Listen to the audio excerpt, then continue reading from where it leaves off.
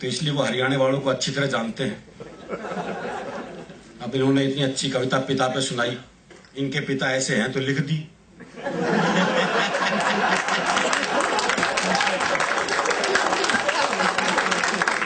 हमें पता है ना कि हमारा बाप कैसा है।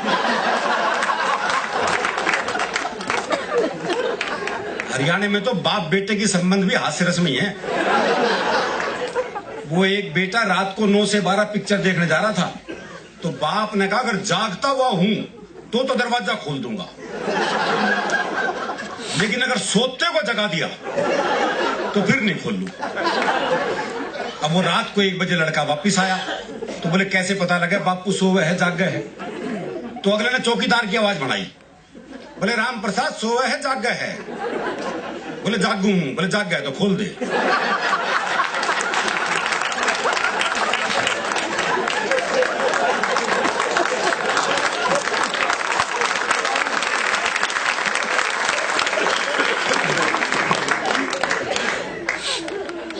आलोक भाई ने बहुत बढ़िया बढ़िया गजलें पढ़ी,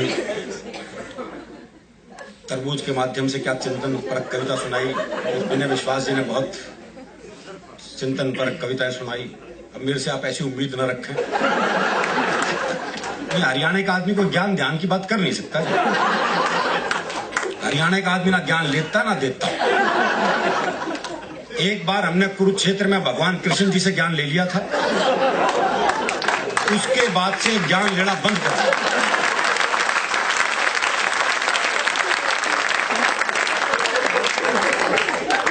भाई जिसने कृष्ण जी से ज्ञान ले लिया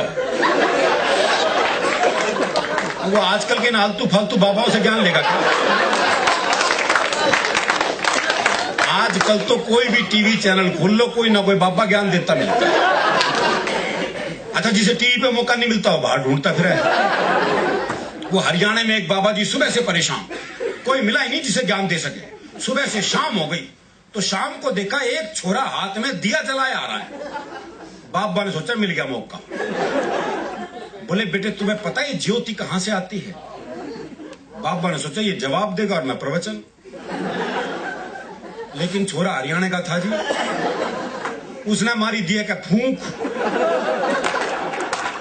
बोले बाबा ये बताइए ज्योति गई कहां?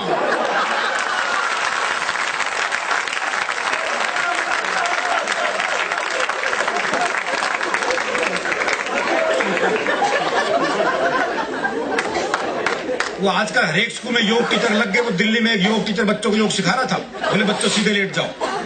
बच्चे सीधे लेट गए। बोले अपने पैरों से साइकिल चलाओ। वो सारे साइकिल चलाने लगे। एक पढ़ा रहा अपने हरियाणा का मस्त है। बोले तू साइकिल क्यों नहीं चला रहा? बोला मेरी साइकिल ढलान पे है।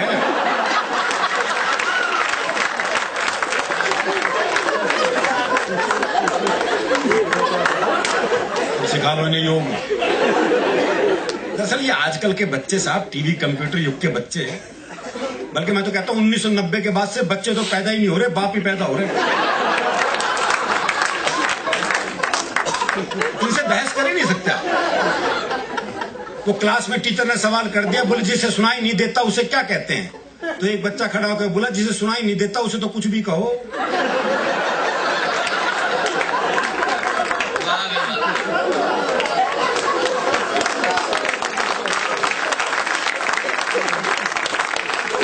अच्छा, ये हरियाणा के ही बाप बेटे का संवाद हो सकता है जी। वो बाप ने बेटे से पूछा भाई तेरा रिजल्ट क्या रहा? बोला जी हमारा जो प्रिंसिपल है ना उसका छोरा फेल हो गया। अरे बोले मैं तेरा रिजल्ट पूछ रहा हूं। बोला जी गांव का सरपंच है ना उसका छोरा ही फेल हो गया। अरे बोले तेरा दिमाग खराब है, मैं तेरा रिजल्ट पूछ रहा हूं। अरे बोले वही तो बता रहा हूं, तू कौन सा प्रधानमंत्री लाग रहा है?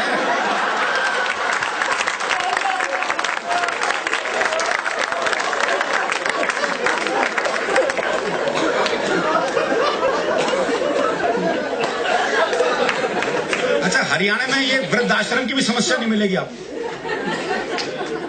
आप हरियाणा में काम कर रहे हो जी, वहां ये वृद्धाश्रम की समस्या नहीं है। हरियाणा में अगर बूढ़े को पता लग जाए कि बेटा मुझे वृद्धाश्रम में छोड़ के आने वाला है, तो बाप खुद बेटे को अनाथालय छोड़िए।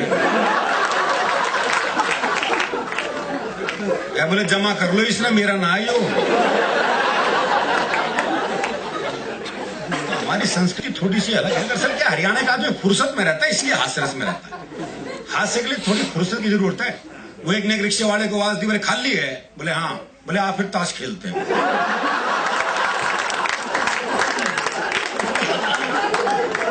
इतनी फुर्सत जरूरी है।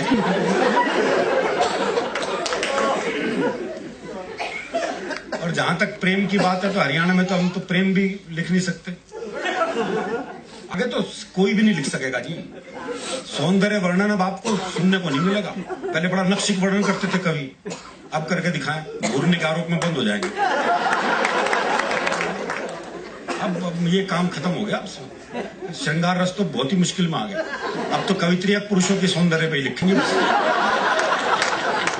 ये इनको घूरने का अधिकार है, कोई दिक्कत नहीं। अब हमारे दिन फिरने वाले हैं।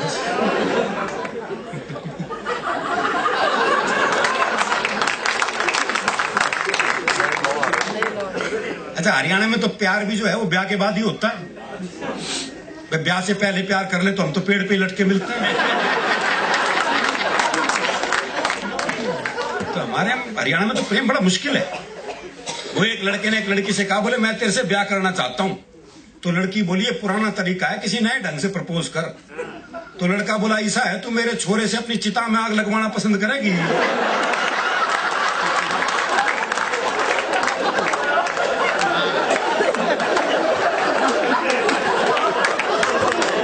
विवाह का ये मौलिक प्रस्ताव हरियाणा में संभव है।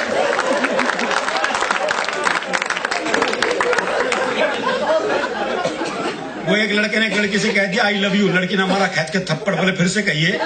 बोले जब सुना ही नहीं था तो मारा क्यों?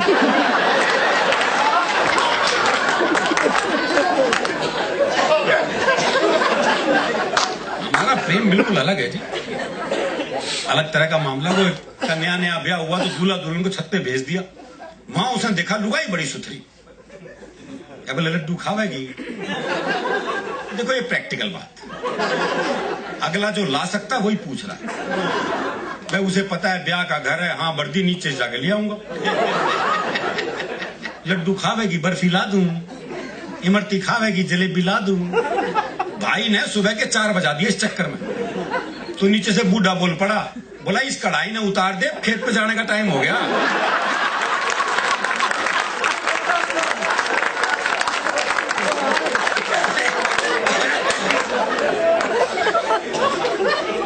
वो मेरे एक दोस्त हैं प्रहलाद जी, उनकी पत्नी का अपहरण हो गया।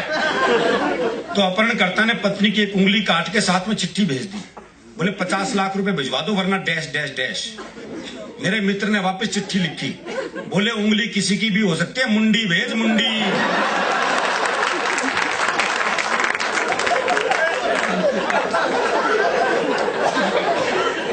हमारा प्रेम भी बिल्कुल अलग तरह का है। वो एक ने अपने दोस्त को फोन किया, बोले यार शिमला जा रहा हूं, पत्नी को साथ लेके जा रहा हूं और सोच रहा हूं जाते हुए उसे किसी खाई में धक्का दे दूं। तो दोस्त बोला यार मेरी वाली भी ले जा। बोले ले तो जाऊंगा, अगर बुरा नहीं माने तो उसे वापसी में धक्का दे दूं।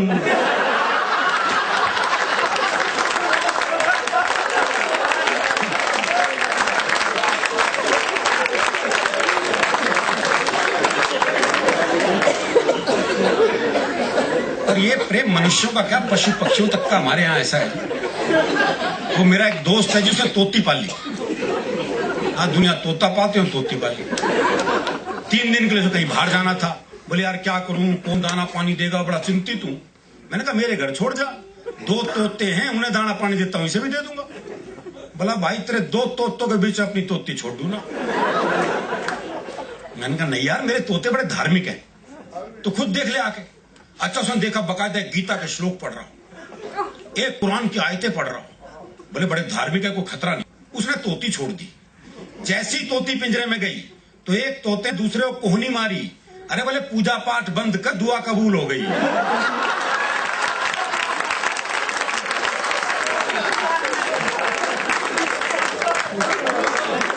हमारे यहाँ तो पूजा पाठ भी क्या निकलेगा कोई भरोसा नहीं है, क्योंकि हम कितने धार्मिक है हमें पता है।